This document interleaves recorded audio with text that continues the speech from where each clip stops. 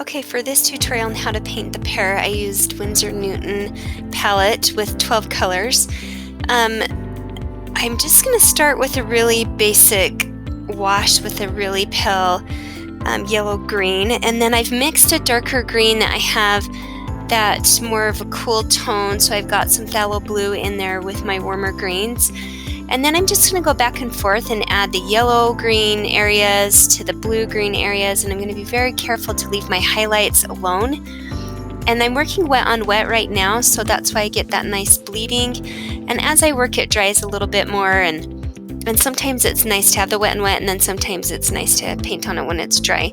And so I'm just building up those tones so I have more of the pale and then medium tones and then darker tones. And I'm trying to look at my example quite often to make sure I'm not putting the cooler greens in the areas where I want those warm greens left. And that's what's really nice about a pear, is you do have really yellowy orange almost undertones, and then you've got the shadow of the cooler part of the pear itself. So the stem, I've got really warm browns, and so I added some red in with this.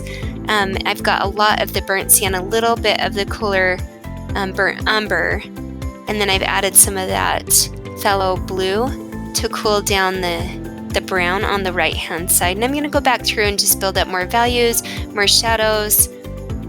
One thing I really like about watercolor is the separation of colors, where sometimes you get this nice texture where you build up the different shadows and colors and layers that's translucent enough that it doesn't block out the layers of colors. You don't want it to be too opaque, and then it just gives it this luminous feel.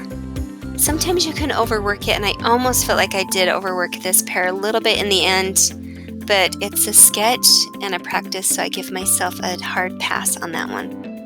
One thing you also want to be careful of is outlining too much. So you'll notice that as I add colors on the edges, that I'm softening them and blending them into the existing color that's already there. When you splat, you want to be careful of your edges, so I've just outlined the edge of the pear as close as I could, and then I can take back some wet water like I just did and dab those edges with paper towel, and that will lift a lot of that messiness. And what I'm trying to do is mix warm medium tone green and then darker cooler colors, and then I'm not happy with the contrast compared to the example I was looking at, so I start building up my tones and my shadows a little bit more. And this is probably the area I should have stopped about here on my contrast. But then I'm going to go through and add my cast shadow, making sure the pear is dry so I don't get the bleeding from the green pear to my cast shadow.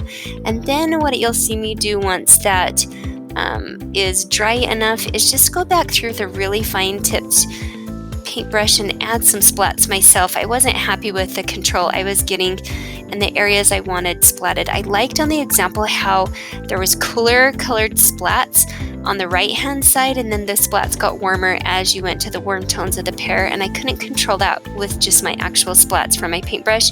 And then I just love detail and line work so much, so I really started going in and adding some little line work and blending, and that's fun for me. I really like doing that. Again, just be careful that you don't build up too much.